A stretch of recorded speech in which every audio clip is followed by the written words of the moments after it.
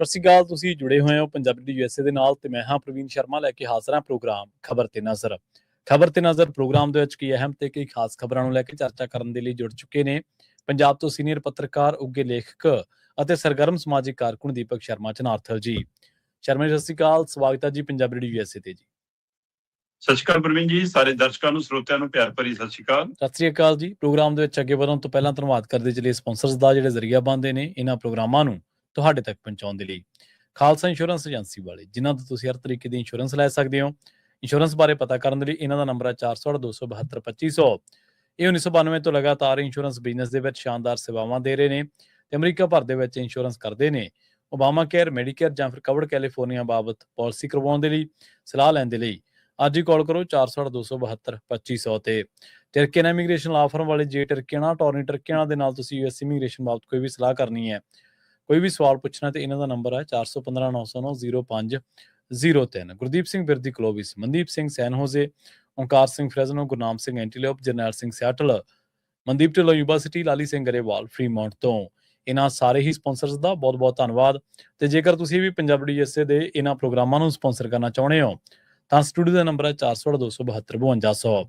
ਅੱਜ ਦਾ ਇਹ ਖਬਰ ਤੇ ਨਜ਼ਰ ਪ੍ਰੋਗਰਾਮ ਸਾਲ 2026 ਦੀ 15 ਜੂਨ ਦਾ ਪ੍ਰੋਗਰਾਮ ਹੈ ਤੇ ਦਿਨ ਅੱਜ ਸੋਮਵਾਰ ਹੈ। ਖਬਰਾਂ ਦੀ ਸ਼ੁਰੂਆਤ ਕਰੀਏ ਸ਼ਰਮਾ ਜੀ, ਜੋ ਪੰਜਾਬ ਦੇ ਵਿੱਚ ਹਾਲੀਆ ਹੀ ਘੰਟਿਆਂ ਦੇ ਦੌਰਾਨ ਕਹਿ ਲਓ ਜਾਂ ਲੰਘੇ ਕੁਝ ਘੰਟਿਆਂ ਦੇ ਵਿੱਚ ਜੋ ਘਟਨਾਕ੍ਰਮ ਵਾਪਰਿਆ, ਖਾਸ ਕਰਕੇ ਪੰਥਕ ਸਫਾ ਪੰਥਕ ਸਰਕਾਰ ਤੇ ਜਿਹੜੀ ਦੂਜੀ ਸਰਕਾਰ ਆ ਸੰਵਿਧਾਨਕ ਸਰਕਾਰ, ਇਹ ਆਮੋ ਸਾਹਮਣੇ ਨਜ਼ਰ ਆਉਂਦੀ ਹੈ। ਤੇ ਪੰਜਾਬ ਦੇ ਵਿੱਚ ਤਾਂ ਚਰਚਾ ਵੀ ਚੱਲ ਪਈ ਹੈ ਵੀ ਮੁੱਖ ਮੰਤਰੀ ਦੀ ਕੁਰਸੀ ਡਾਵਾਂਡੋਲ ਹੋ ਚੁੱਕੀ ਹੈ ਜੀ। ਪ੍ਰਵੀਨ ਜੀ, ਸਿੰਘ ਸਾਹਿਬ ਸ਼੍ਰੀ ਅਕਾਲ ਤਖਤ ਸਾਹਿਬ ਦੇ ਕਾਰਜਕਾਰੀ ਜਥੇਦਾਰ, ਤਖਤ ਸ਼੍ਰੀ ਕੇਸਗੜ੍ਹ ਸਾਹਿਬ ਦੇ ਜਥੇਦਾਰ ਗਿਆਨੀ ਕੁਲਦੀਪ ਸਿੰਘ ਗੜਗੱਜ ਹੋਰਾਂ ਨੇ ਜੀ ਪੰਜ ਸਿੰਘ ਸਾਹਿਬਾਨਾਂ ਦੀ ਬੈਠਕ ਤੋਂ ਬਾਅਦ ਸ਼੍ਰੀ ਅਕਾਲ ਤਖਤ ਸਾਹਿਬ ਦੀ ਫਸੀਲ ਤੋਂ ਜੋ ਫੈਸਲਾ ਪੜ੍ਹਿਆ ਜੀ, ਉਸ ਫੈਸਲੇ ਨੂੰ ਸੁਣਦਿਆਂ ਪੜ੍ਹਦਿਆਂ ਇੰਝ ਲੱਗਦਾ ਕਿ ਜਿਵੇਂ ਨਿਰੋਲ ਪੰਥਕ ਮਸਲਾ ਹੋਵੇ, ਪਰ ਉਹਦਾ ਸਿੱਧਾ ਅਸਰ ਰਾਜਨੀਤੀ ਤੇ ਪੈਂਦਾ। ਇਹ ਸਿੱਧਾ ਵਰਤਾਰਾ ਰਾਜਨੀਤੀ ਨਾਲ ਜੁੜਦਾ, ਉਹਦਾ ਪ੍ਰਭਾਵ ਸਿੱਧਾ ਆਉਂਦੀਆਂ ਚੋਣਾਂ ਤੱਕ ਤੁਸੀਂ ਦੇਖਦੇ ਰਹੋਗੇ। ਬਿਲਕੁਲ ਸਹੀ ਹੈ, ਸਹੀ ਹੈ। ਮਾਮਲਾ ਜਗਮਨ ਸਮਰਾ ਦੀ ਦੇਣ ਹੈ। ਜਗਮਨ ਸਮਰਾ ਉਹ ਵਿਅਕਤੀ ਜਿਹੜਾ ਮੁੱਖ ਮੰਤਰੀ ਦੇ ਸ਼ਹਿਰੋਂ ਹੀ ਆਉਂਦਾ, ਸੰਗਰੂਰ ਤੋਂ ਆਉਂਦਾ। ਸੰਗਰੂਰ ਦਾ ਪਿੰਡ ਹੈ ਫਾਗੂਵਾਲਾ। ਫਾਗੂਵਾਲ ਪਿੰਡ ਦਾ ਰਹਿਣ ਵਾਲਾ ਜਗਮਨ ਸਮਰਾ ਖਾਸੇ ਧੋਖਾਧੜੀ, ਫਰੌਡ, ਜੇ ਉਹ ਇਹੋ ਜਿਹੇ ਮਾਮਲਿਆਂ 'ਚ ਫੜਿਆ ਜਾਂਦਾ ਹੈ। ਫਰੀਦਕੋਟ ਦੀ ਜੇਲ੍ਹ 'ਚ ਚਲਾ ਜਾਂਦਾ ਹੈ ਤੇ ਉੱਥੇ ਜਦੋਂ ਜੇਲ੍ਹ ਚੋਂ ਉਹਨੂੰ ਕਹਿੰਦੇ ਜੀ ਹਸਪਤਾਲ ਲੈ ਕੇ ਕੱਢ ਕੇ ਜੀ ਕਿ ਜੀ ਬਿਮਾਰ ਹੋ ਗਿਆ ਜੀ ਜੀ, ਹਸਪਤਾਲ ਇਕੱਲਾ ਨਹੀਂ ਜਾਂਦਾ, ਨਾਲ 4 ਪੁਲਿਸ ਵਾਲੇ ਤੈਨਾਤ ਹੋ ਜਾਂਦੇ ਨੇ। ਚਲੋ 1 ਦਿਨ 2 ਦਿਨ 3 ਦਿਨ ਅਗਲਾ ਚੌਕਸ ਰੱਖਦਾ, ਹਫ਼ਤਾ ਚੌਕਸ ਰੱਖਦਾ, 10 ਦਿਨ ਹੋ ਗਏ, 15 ਦਿਨ ਹੋ ਗਏ, 20 ਦਿਨ ਹੋ ਗਏ, 25 ਦਿਨ, 30 ਦਿਨ, 40 ਦਿਨ। ਪੁਲਿਸ ਵਾਲਿਆਂ ਨੂੰ ਲੱਗਣ ਆਉਂਦਾ ਕਿ ਯਾਰ ਰੂਟੀਨ ਹੈ, ਇਹਨੇ ਜੇਲ੍ਹ 'ਚ ਰਹਿਣ ਦੀ ਬਜਾਏ ਆਹ ਅੱਡਾ ਲੱਭ ਲਿਆ। ਬੜੇ ਬੰਦੇ, ਕਈ ਪਹੁੰਚ ਵਾਲੇ ਬੰਦੇ ਕਰ ਲੈਂਦੇ ਹੁੰਦੇ ਨੇ ਕਿ ਜੇਲ੍ਹ 'ਚ ਰਹਿਣ ਦੀ ਬਜਾਏ ਹਸਪਤਾਲ ਮੰਜੇ ਤੇ ਪਏ ਰਹੋ, ਹੈ ਨਾ। ਸਹੀ, ਚਲੋ ਠੀਕ ਹੈ, ਉਹ ਰੈਲਾ ਜਿਹਾ ਹੋ ਗਿਆ ਕੰਮ 40 ਦਿਨਾਂ 'ਚ। ਬਸ ਫਿਰ 40 ਦਿਨ ਬਾਅਦ 41ਵੇਂ ਦਿਨ ਉਦਣੇ ਪਤਾ ਲੱਗਿਆ ਜਦੋਂ ਬੰਦਾ ਹਸਪਤਾਲ ਤੋਂ ਸਿੱਧਾ ਕੈਨੇਡਾ ਪਹੁੰਚ ਗਿਆ। ਸਹੀ ਆ। ਚਲੋ ਇਹ ਸਾਰਾ ਵਰਤਾਰਾ 2022 ਦੇ ਨੇੜੇ ਤੇੜੇ ਵਾਪਰਦਾ ਹੈ ਨਾ ਜੀ, ਚੋਣ ਜ਼ਾਬਤੇ ਦੇ ਦਰਮਿਆਨ ਸਾਰਾ ਕੁਛ। ਅਕਤੂਬਰ 2025 ਦੇ ਵਿੱਚ ਜਗਮਨ ਸਮਰਾ ਕੁਝ ਵੀਡੀਓ ਜਾਰੀ ਕਰਕੇ ਦਮ ਭਰਦਾ ਕਿ ਬਈ ਇਹ ਵੀਡੀਓ ਮੁੱਖ ਮੰਤਰੀ ਭਗਵੰਤ ਮਾਨ ਦੀਆਂ। ਉਹ ਚੋਂ ਕੁਝ ਜਨਾਨੀਬਾਜ਼ੀ ਵਾਲੀਆਂ ਵੀਡੀਓ ਵੀ ਹੈ, ਕੁਝ ਦਾਰੂ ਸਿੱਕੇ ਵਾਲੀਆਂ ਵੀ ਹੈ, ਜਿਹੜੀਆਂ ਤਸਵੀਰਾਂ ਦੇ ਉੱਤੇ ਹੈ ਨਾ ਸ਼ਰਾਬ ਦੇ ਛਿੱਟੇ ਮਾਰਨ ਦੀ ਪ੍ਰਕਿਰਿਆ, ਫਿਰ ਉਹ ਪਿਸ਼ਾਬ ਜਾ ਕਰਨ ਦੀ ਕੋਸ਼ਿਸ਼, ਜੇ ਉਹ ਇਹੋ ਜਿਹਾ ਕੁਛ ਦਿਖਾਵਾ ਜਾ, ਉਹ ਤਰੀਕਾ ਜਾ, ਉਹ ਸਾਰਾ ਕੁਛ ਜਿਹੜਾ ਮਤਲਬ ਕਿ ਇੱਕ ਸੱਭਿਅਕ ਬੰਦੇ ਨੂੰ ਰੱਤਾ ਵੀ ਸੋਭਦਾ ਨੀਗਾ, ਉਹ ਸਾਰੀਆਂ ਕਰਤੂਤਾਂ ਨੇ ਉਹਦੇ ਵਿੱਚ। ਸਹੀ ਹੈ। ਹੁਣ ਉਸ ਤੋਂ ਬਾਅਦ ਇਹ ਮਾਮਲਾ ਜਦੋਂ ਸਾਹਮਣੇ ਆ ਗਿਆ, ਜਨਤਕ ਪਲੇਟਫਾਰਮ ਤੇ ਆ ਗਿਆ, ਤਾਂ ਬਹਿਸ ਤੁਰੀ ਕਿ ਵੀਡੀਓ ਅਸਲੀ ਕਿ ਨਕਲੀ, ਹੈ ਨਾ। ਕਿਸੇ ਨੇ ਵੀ ਇੱਕ ਵਾਰ ਇਹ ਸਵਾਲ ਨਹੀਂ ਖੜਾ ਕੀਤਾ ਕਿ ਇਹਦੇ ਵਿੱਚ ਦੇਖਣ ਵਾਲਾ ਬੰਦਾ ਭਗਵੰਤ ਮਾਨ ਹੈ ਜਾਂ ਕੋਈ ਹੋਰ ਹੈ। ਸਭ ਇਹ ਕਹਿੰਦੇ ਸੀ ਵੀਡੀਓ ਅਸਲੀ ਕਿ ਨਕਲੀ। ਚਲੋ ਸਰਕਾਰ ਹੈ, ਸਰਕਾਰ ਨੇ ਕੁਛ ਕਰਨਾ ਹੁੰਦਾ, ਸਰਕਾਰ ਅਦਾਲਤਾਂ ਤੱਕ ਗਈ ਕਿ ਅਕਸ ਨੂੰ ਢਾਹ ਲਾਇਆ ਜਾ ਰਿਹਾ ਜੀ, ਸ਼ਾਖ ਵਿਗਾੜੀ ਜਾ ਰਹੀ ਹੈ ਜੀ, ਤੇ ਅਕਸਰ ਉਹ ਵੀਡੀਓ ਦੇ ਉੱਤੇ ਰੋਕ ਲੱਗੀ ਕਿ ਸੋਸ਼ਲ ਮੀਡੀਆ ਦੇ ਪਲੇਟਫਾਰਮਾਂ ਤੇ ਨਹੀਂ ਚੱਲ ਸਕਦੀ। ਜਿਹਨਾਂ ਨੇ ਸਾਂਭਣੀਆਂ ਸੀ ਸਾਂਭ ਲੀਆਂ, ਸਹੀ ਹੈ, ਜਿਹਨਾਂ ਨੇ ਰੱਖਣੀਆਂ ਸੀ ਰੱਖ ਲੀਆਂ, ਪਰ ਉਹ ਵੀਡੀਓ ਚੱਲਣ ਦੀ ਪ੍ਰਕਿਰਿਆ ਤੇ ਰੋਕ ਲੱਗ ਗਈ। ਬਿਲਕੁਲ। ਜਨਵਰੀ ਮਹੀਨਾ ਚੜਿਆ 2026 ਦਾ ਜੀ, ਮੁੱਖ ਮੰਤਰੀ ਭਗਵੰਤ ਮਾਨ ਨੂੰ ਸ੍ਰੀ ਅਕਾਲ ਤਖਤ ਸਾਹਿਬ ਬੁਲਾਇਆ ਗਿਆ। ਪਹਿਲਾਂ ਤਾਂ ਇਸੇ ਮਸਲੇ ਤੇ ਵਿਵਾਦ ਖੜਾ ਹੋਇਆ ਕਿ ਪੰਥਕ ਮਰਿਆਦਾ ਤਾਂ ਜਿਹੜਾ ਮਤਲਬ ਕਿ ਸਿੱਖੀ ਨੂੰ ਪੂਰੀ ਤਰ੍ਹਾਂ ਨਹੀਂ ਪਰਨਾਇਆ ਹੋਇਆ ਬੰਦਾ ਹੈ ਨਾ, ਕਿ ਉਹਨੂੰ ਕਿਵੇਂ ਬੁਲਾਇਆ ਜਾ ਸਕਦਾ ਜੀ, ਕਿ ਜੀ ਇਹ ਤਾਂ ਪਤਤ ਸਿੱਖਾਂ ਦੀ ਕੈਟਾਗਰੀ ਚ ਆਉਂਦਾ ਭਗਵੰਤ ਮਾਨ ਤਾਂ। ਜੀ ਜੀ।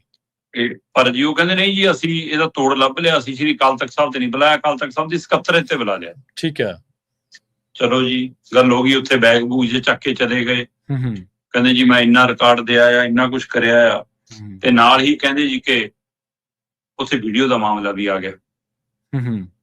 ਜਦੋਂ ਵੀਡੀਓ ਦਾ ਮਾਮਲਾ ਆਇਆ ਕਹਿੰਦੇ ਜੀ ਮੁੱਖ ਮੰਤਰੀ ਸਾਹਿਬ ਕਿਹਾ ਕਿ ਨਿਰਾ ਝੂਠ ਹੈ ਜੀ ਇਹ। ਠੀਕ ਹੈ, ਇਹ ਵੀਡੀਓ ਜਾਲੀ ਤਰੀਕੇ ਨਾਲ ਬਣੀਆਂ ਨੇ ਜੀ, ਨਕਲੀ ਤਰੀਕੇ ਨਾਲ ਬਣੀਆਂ ਨੇ, AI ਤੋਂ ਪਲਾਂਟਡ ਹੋਣਗੀਆਂ ਜੀ, ਤੁਸੀਂ ਕਰਾਉਣੀ ਹੈ ਜਾਂਚ ਕਰਾ ਲਓ ਜੀ, ਮੈਨੂੰ ਕੋਈ ਇਤਰਾਜ਼ ਨਹੀਂ।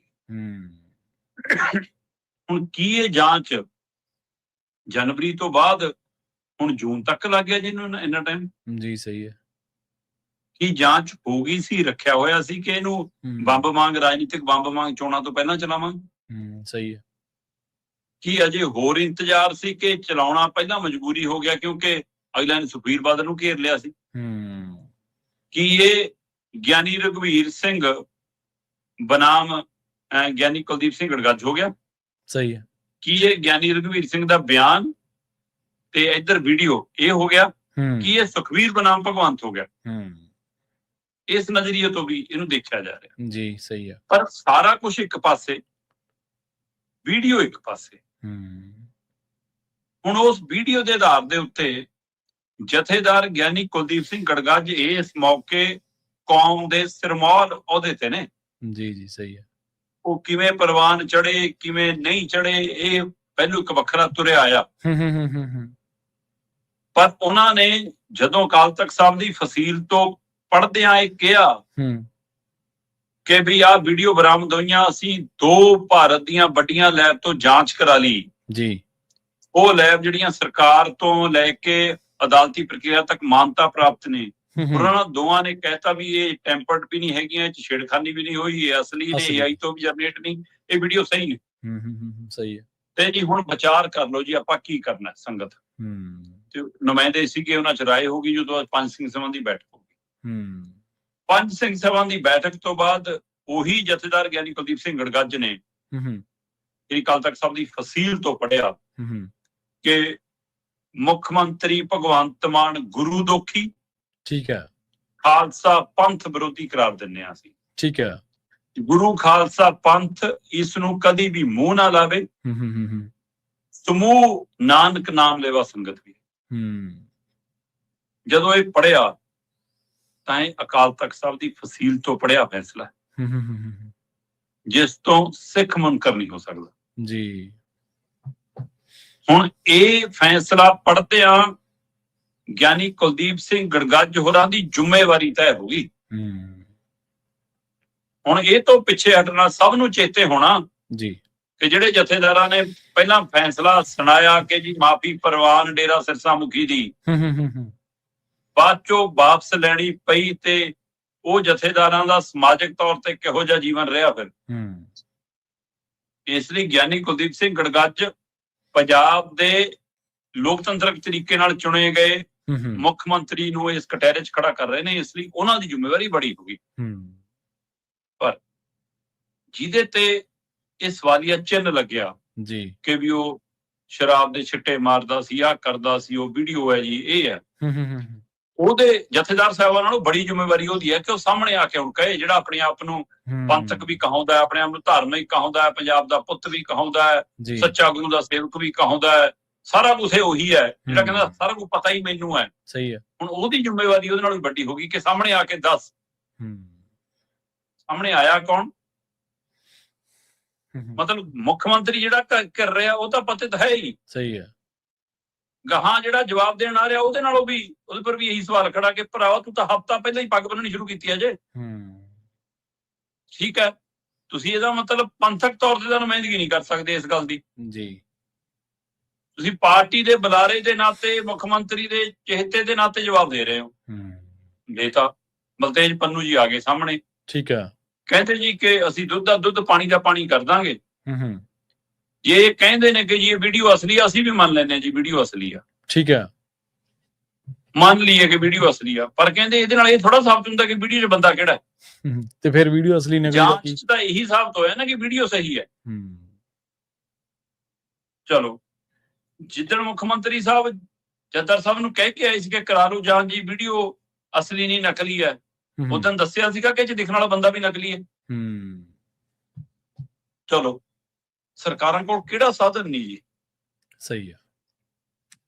ਜੇ ਇਹ ਲੱਗਦਾ ਸਰਕਾਰ ਨੂੰ ਕਿ ਇਹਦੇ ਵਿੱਚ ਦੇਖਣ ਵਾਲਾ ਬੰਦਾ ਭਗਵੰਤ ਮਾਨ ਨਹੀਂ ਕੋਈ ਹੋਰ ਹੈ, ਤਾਂ ਤੁਸੀਂ ਬੰਦਾ ਲੱਭ ਕੇ ਕੌਮ ਮੂਹਰੇ ਜਥੇਦਾਰ ਸਾਹਿਬ ਮੂਹਰੇ ਪੇਸ਼ ਕਰ ਦੋ, ਸ਼੍ਰੀ ਅਕਾਲ ਤਖਤ ਸਾਹਿਬ ਤੇ। ਕਿਆ ਹੈ ਜੀ ਬੰਦਾ? ਸਰਕਾਰ ਕੀ ਨਹੀਂ ਲੱਭ ਸਕਦੀ? ਸਹੀ ਹੈ। ਅਸਲੀ ਬੰਦਾ ਲੱਭ ਦੋ, ਲਿਆ ਦੋ। ਕੌਣ ਹੈ? ਦੂਜੀ ਤਰ੍ਹਾਂ, ਜੇ ਕਾਨੂੰਨੀ ਪ੍ਰਕਿਰਿਆ ਤਹਿਤ ਜਾਂਚ ਕਰਾਉਣੀ ਆ, ਜੇ ਝਾੜੂ ਦੀ ਬੇਅਦਬੀ ਦਾ ਕੇਸ ਹੋ ਸਕਦਾ ਹੈ, ਤਾਂ ਫਿਰ ਇਹ ਬੇਅਦਬੀ ਨਹੀਂ। ਬੇਸ਼ੱਕ ਜਥੇਦਾਰ ਸਾਹਿਬ ਨੇ ਕਿਹਾ ਕਿ ਮੂਰਤੀ ਪੂਜਾ ਸਿੱਖ ਸਿਧਾਂਤ ਦੇ ਵਿੱਚ ਨਹੀਂ ਹੈਗੀ, ਹਾਂਜੀ ਹਾਂਜੀ, ਪਰ ਜਿਸ ਤਰ੍ਹਾਂ ਇਹ ਤਸਵੀਰਾਂ ਗੁਰੂ ਸਾਹਿਬਾਨ ਦੀਆਂ ਸਥਾਨ ਲੈ ਗਈਆਂ ਨੇ, ਹੁਣ ਭਾਵਨਾਤਮਕ ਤੌਰ ਤੇ ਲੋਕ ਇਹਦੇ ਰਾਹੀਂ ਜੜਾਵ ਦੇਖਦੇ ਨੇ, ਇਸ ਲਈ ਤੁਸੀਂ ਇਸ ਨੂੰ ਐਂ ਅਣਗੌਲਿਆ ਨਹੀਂ ਕਰ ਸਕਦੇ ਕਿ ਇਹ ਹਰਕਤ ਨੂੰ ਤੁਸੀਂ ਅਣਗੌਲਿਆ ਕਰ ਦਿੱਤਾ ਜਾਵੇ। ਇਸ ਲਈ ਫਿਰ ਸਰਕਾਰ, ਫਿਰ ਜੇ ਸਰਕਾਰ ਤਾਂ ਮਾਨਤਾ ਦਿੰਦੀ ਹੈ ਨਾ ਆਪਣੇ ਨਵੇਂ ਕਾਨੂੰਨ ਨੂੰ, ਸਹੀ ਹੈ, ਬਿਲਕੁਲ ਬਿਲਕੁਲ, ਬੇਅਦਬੀ ਵਾਲੇ ਨੂੰ, ਫਿਰ ਉਹਦੇ ਤਹਿਤ ਕਾਰਵਾਈ ਕਰ ਲਓ, ਸਿੱਟ ਬਣਾ ਦਿਓ, ਲੱਭ ਲਓ ਬੰਦਾ ਕੌਣ ਹੈ, ਕਿਹਦੀ ਵੀਡੀਓ ਜਾਂਚ ਕਰਾ ਦਿਓ ਜੀ। ਸੋ ਇਸ ਲਈ ਇੱਥੇ ਸਰਕਾਰ ਦੇ ਲਈ ਵੱਡੀ ਚੁਣੌਤੀ ਖੜੀ ਹੋ ਗਈ ਹੈ। ਬਿਲਕੁਲ। ਹੁਣ ਸੁਪਰੀਮੋ ਜੀ ਆਕੇ ਜ਼ਿੰਮੇਵਾਰੀ ਕਬੂਲਣਗੇ ਕਿ ਹਮ ਅਗਵਾਈ ਕਰਤੇ हैं, हम गारंटी लेते हैं, ये भगवंत मान नहीं है। ਸਹੀ ਹੈ। ਭਗਵੰਤ ਮਾਨ ਖੁਦ ਕੀ ਜਵਾਬ ਦੇਣਗੇ? ਸਭ ਦੀਆਂ ਨਜ਼ਰਾਂ ਇਸ ਗੱਲ ਤੇ ਨੇ।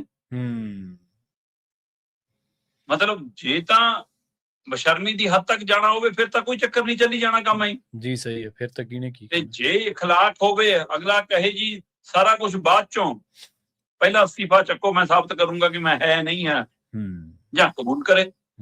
ਸਹੀ ਹੈ। ਦੋਏ ਗੱਲਾਂ ਨੇ। ਹੁਣ ਇਸ ਸਥਿਤੀ ਦੇ ਵਿੱਚ ਇਹਦੇ ਨਾਲੋਂ ਵੀ ਅਗਲਾ ਪੜਾਅ ਜਿਹੜਾ ਮੈਨੂੰ ਲੱਗਦਾ ਉਹ ਆਮ ਲੋਕਾਂ ਲਈ, ਸੰਗਤ ਲਈ, ਸਿੱਖ ਪਰਿਵਾਰਾਂ ਲਈ ਨਵੀਂ ਚੁਣੌਤੀ ਖੜੀ ਹੋ ਗਈ ਹੈ ਜੀ। ਅੱਜ ਤੱਕ ਜਿੰਨੀਆਂ ਘਟਨਾਕ੍ਰਮ ਵਾਪਰੀਆਂ ਬੇਅਦਬੀ ਨਾਲ ਸੰਬੰਧਿਤ, ਖਾਸ ਕਰਕੇ 2015 ਵਾਲੀਆਂ ਬਹਿਬਲਕਲਾਂ ਬਰਗਾੜੀਆਂ ਵਾਲੀਆਂ, ਉਸ ਮਾਮਲੇ 'ਚ ਕਦੇ ਵੀ ਡੇਰਾ ਸਿਰਸਾ ਮੁਖੀ ਨੂੰ ਤਲਬ ਨਹੀਂ ਕੀਤਾ। ਠੀਕ ਹੈ ਜੀ। ਕਦੇ ਪੁਲਿਸ ਨੇ, ਪੰਜਾਬ ਸਰਕਾਰ ਨੇ, ਸਮੇਂ ਦੀਆਂ ਸਰਕਾਰਾਂ ਬਦਲੀਆਂ, ਕਦੇ ਕਿਹਾ ਹੋਵੇ ਅਸੀਂ ਨਾਲ ਲੈਣਾ ਜੀ ਉਹਦਾ, ਸਾਨੂੰ ਪੁੱਛ ਗਿੱਛ ਲਈ ਦੇ ਦਿਓ ਜੀ। ਕਾਗਜ਼ੀ ਪੱਤਰੀ ਕਿੰਨਾ ਕੁਝ ਬੋਲਦਾ ਜੀ ਉਹਦੇ ਖਿਲਾਫ। ਸਹੀ ਹੈ। ਟਕਰਾਅ ਕੀ ਹੋਇਆ ਉਹਦੇ ਸ਼ਰਧਾਲੂਆਂ ਤੇ ਪੰਜਾਬ ਦੀ ਸਿੱਖ ਸੰਗਤ 'ਚ। ਹੁਣ ਕਿਤੇ ਭਮੱਕੜਾਂ ਤੇ ਸਿੱਖ ਸ਼ਰਧਾਲੂਆਂ 'ਚ ਜਾਂ ਸਿੱਖ ਪਰਿਵਾਰਾਂ 'ਚ ਟਕਰਾਅ ਤਾਂ ਨਹੀਂ ਹੋਊਗਾ? ਭਮੱਕੜ ਸ਼ਬਦ ਮੇਰਾ ਨੀਗਾ, ਮੈਂ ਇਹ ਜਿਹਾ ਸ਼ਬਦ ਕਦੇ ਨਹੀਂ ਵਰਤਦਾ। ਮੁੱਖ ਮੰਤਰੀ ਭਗਵੰਤ ਮਾਨ ਦਾ ਸ਼ਬਦ ਹੈ। ਸਹੀ ਗੱਲ। ਮਹਾਲੀ ਵਾਲੇ ਰੋਡ ਸ਼ੋਅ 'ਚ ਆਪ ਹੀ ਕਹਿੰਦੇ ਭਮੱਕੜੋ ਚੀਕਾਂ ਮਾਰੋ। ਮਤਲਬ ਕਮਾਲ ਹੈ ਵੀ। ਸਹੀ ਹੈ। ਇਹ ਤਾਂ ਚੀਕਾਂ ਜਮਾਨਤਾਂ ਜ਼ਬਤ ਕਰਨ ਵਾਲੀਆਂ ਨੇ, ਇਹ ਮੁੱਖ ਮੰਤਰੀ ਦੇ ਸ਼ਬਦ ਨੇ। ਤਾਂ ਹੁਣ ਕੀ ਇਹ ਟਕਰਾਅ ਉੱਤੇ ਜਥੇਦਾਰ ਸਾਹਿਬਾਨ ਨੇ ਇਹ ਫੈਸਲਾ ਸੁਣਾਉਂਦਿਆਂ ਕਿ ਗੁਰੂ ਦੋਖੀ ਹੈ, ਇਹ ਪੰਥ ਵਿਰੋਧੀ ਹੈ ਨਾ, ਨਾਨਕ ਨਾਵਲੇਵਾ ਸੰਗਤ, ਗੁਰੂ ਖਾਲਸਾ ਪੰਥ, ਇਸ ਨੂੰ ਕਦੇ ਮੂੰਹ ਨਾ ਲਾਵੇ, ਇਹ ਕਹਿ ਕੇ ਤੁਸੀਂ ਇੱਕ ਪਾਸੇ ਖੜ ਗਏ। ਹੁਣ ਧਰਾਤਲ ਤੇ ਲੜੂਗਾ ਕੌਣ ਜੀ? ਬਿਲਕੁਲ। ਦੱਸੋ ਜੀ, ਟਕਰਾਅ ਕਿਹਦਾ ਹੋਊਗਾ? ਹੁਣ ਪੜਾ ਤਾਂ ਨਹੀਂ ਹੋ ਜਾਊਗਾ ਕਿਤੇ, ਅਗਲਾ ਕਹੇ ਜੀ ਤੂੰ ਕਿਵੇਂ ਚਲਾ ਗਿਆ ਸਿੱਖੋ ਕੇ ਵੀ ਆਮ ਆਦਮੀ ਪਾਰਟੀ ਦੀ ਮੀਟਿੰਗ 'ਚ, ਰੈਲੀ 'ਚ। ਸਹੀ ਹੈ। ਅੱਛਾ, ਜਾਂ ਜਿਹੜਾ ਜਾਊਗਾ ਉਹਨਾਂ ਨੂੰ ਸਿੱਖ ਘੇਰਨ ਲੱਗ ਜਾਣਗੇ। ਮਤਲਬ ਲੋਕਾਂ ਦੇ ਸਿਰ ਤੇ ਪਾਤਾ ਸਾਰਾ ਵਜਨ। ਸਹੀ ਹੈ। ਫਿਰ ਤੁਹਾਡੀ ਸੂਝ-ਬੂਝ ਕੀ ਹੈ? ਫੈਸਲਾ ਕੀ ਹੈ? ਜੇ ਇੱਥੇ ਤੱਕ ਆ ਹੀ ਗਏ, ਬਿਲਕੁਲ ਸ਼੍ਰੀ ਅਕਾਲ ਤਖਤ ਸਾਹਿਬ ਤੇ ਸ਼੍ਰੀ ਦਰਬਾਰ ਸਾਹਿਬ, ਦਰਬਾਰ ਸਾਹਿਬ ਸਾਡੀ ਧਾਰਮਿਕ ਨੁਮਾਇੰਦਗੀ ਹੈ, ਧਾਰਮਿਕ ਅਗਵਾਈ ਹੈ, ਉੱਥੇ ਹਰੇਕ ਜਾ ਕੇ ਆਪਣੀ ਅਰਦਾਸ ਕਰ ਸਕਦਾ। ਪਰ ਸ਼੍ਰੀ ਅਕਾਲ ਤਖਤ ਸਾਹਿਬ ਨਿਰੋਲ ਸਿੱਖੀ ਮਸਲਿਆਂ ਦੀ ਅਗਵਾਈ ਕਰਦਾ। ਸਹੀ ਹੈ। ਉਹ ਮੀਰੀ ਪੀਰੀ ਦੇ ਸਿਧਾਂਤ ਅਨੁਸਾਰ ਧਾਰਮਿਕ ਤੇ ਰਾਜਨੀਤਿਕ, ਪਰ ਉਹ ਸਿੱਖ ਮਸਲੇ। ਜੇ ਤੁਸੀਂ ਦੂਈ ਰਾਜਨੀਤੀ 'ਚ ਹੁਣ ਪੈਰ ਧਰਾ ਕਰ ਰਹੇ ਹੋ, ਫਿਰ ਤਾਂ ਸੁਖਬੀਰ ਬਾਦਲ ਮੂਹਰੇ ਵੀ ਸਵਾਲ ਖੜਾ ਹੈ। 2 ਦਸੰਬਰ ਵਾਲੇ ਉਹਨੇ ਰਾਜਨੀਤਿਕ ਫੈਸਲੇ ਤਾਂ ਮੰਨੇ ਨਹੀਂ, ਤੁਹਾਡੇ ਹੁਕਮ ਸੁਣਾਏ ਹੋਏ। ਇਸੇ ਅਕਾਲ ਤਖਤ ਸਾਹਿਬ ਦੀ ਫਸੀਲ ਤੋਂ ਸੀ। ਸਹੀ ਗੱਲ ਹੈ। ਤੇ ਫਿਰ ਜੇ ਰਾਜਨੀਤਿਕ ਤੌਰ ਤੇ ਆ ਹੀ ਗਏ, ਜੇ ਆਪਾਂ ਪੰਥ ਦੋਖੀ, ਗੁਰੂ ਦੋਖੀ, ਪੰਥ ਵਿਰੋਧੀ ਤੇ ਕਰਾਰ ਦੇਣ ਤੇ ਆ ਹੀ ਗਏ, ਫਿਰ ਅਸਤੀਫਾ ਵੀ ਮੰਗ ਲੈਂਦੇ ਕਿ ਅਸਤੀਫਾ ਦੇ ਕੇ ਆਵੇ। ਸਹੀ ਹੈ। ਸੋ ਇਸ ਲਈ ਜਿਹੜਾ ਸੰਗਤ ਦੇ ਪਾਸੇ ਨੂੰ ਤੋਰਤੀ ਗੱਲ, ਮੈਨੂੰ ਲੱਗਦਾ ਕਿ ਟਕਰਾਅ ਵਾਲੀ ਸਥਿਤੀ ਨਾਲ ਬਣ ਜਾਵੇ, ਇਹਦਾ ਫਿਕਰ ਖੜਾ ਹੈ, ਖਾਸ ਕਰਕੇ ਉਸ ਸਮੇਂ ਜਦੋਂ ਚੋਣਾਂ ਨੇ ਮੂਹਰੇ ਸਿਰ ਤੇ, ਤਾਂ ਫਿਰ ਇਹ ਜ਼ਿਆਦਾ ਵੱਡਾ ਖੇਲਾ ਹੁੰਦਾ। ਤੇ ਇੱਧਰੋਂ ਜਿਹੋ ਜਿਹਾ ਵਰਤਾਰਾ ਸਰਕਾਰ ਵਾਲੇ ਪਾਸੇ ਮੁੱਖ ਮੰਤਰੀ ਭਗਵੰਤ ਮਾਨ ਪਾਸੇ ਬੇਸ਼ਰਮਪਣਾ ਇਸ ਹੱਦ ਤੱਕ ਹੈ ਕਿ ਕੁਛ ਕਹਿ ਲਓ, ਕਿੰਨੀ ਵਾਰ ਡੈਕੇ ਡੋਲੇ ਦੀਆਂ, ਕਿੰਨੀ ਵਾਰ ਡਿੱਗਣ ਪਿੱਟਣ ਦੀਆਂ, ਕਿੰਨੀ ਵਾਰ ਖਾਣ ਪੀਣ ਦੀਆਂ, ਕਿੰਨੀ ਵਾਰ ਕਸਮਾਂ ਦੀਆਂ, ਮਾਂ ਦੀਆਂ ਕਸਮਾਂ, ਉਹ ਸਾਰਾ ਕੁਝ ਸਭ ਦੇ ਸਾਹਮਣੇ ਹੈ। ਸਹੀ ਹੈ, ਬਿਲਕੁਲ। ਪਰ ਉਸ ਚ ਲੋਕਾਂ ਨੂੰ ਇਹ ਦਿਖਦੀ ਹੈ ਕਿ ਹਾਂ ਜੀ ਹੋ ਸਕਦਾ, ਫਿਰ ਜਾ ਕੇ ਬੰਦਾ ਸਾਬਤ ਕਰਨ। ਸੋ ਇਸ ਲਈ ਇਹ ਵੱਡੀ ਚੁਣੌਤੀ ਸਰਕਾਰ ਲਈ, ਪਾਰਟੀ ਲਈ, ਪਾਰਟੀ ਸਮਰਥਕਾਂ ਲਈ ਖੜੀ ਹੋ ਗਈ ਹੈ।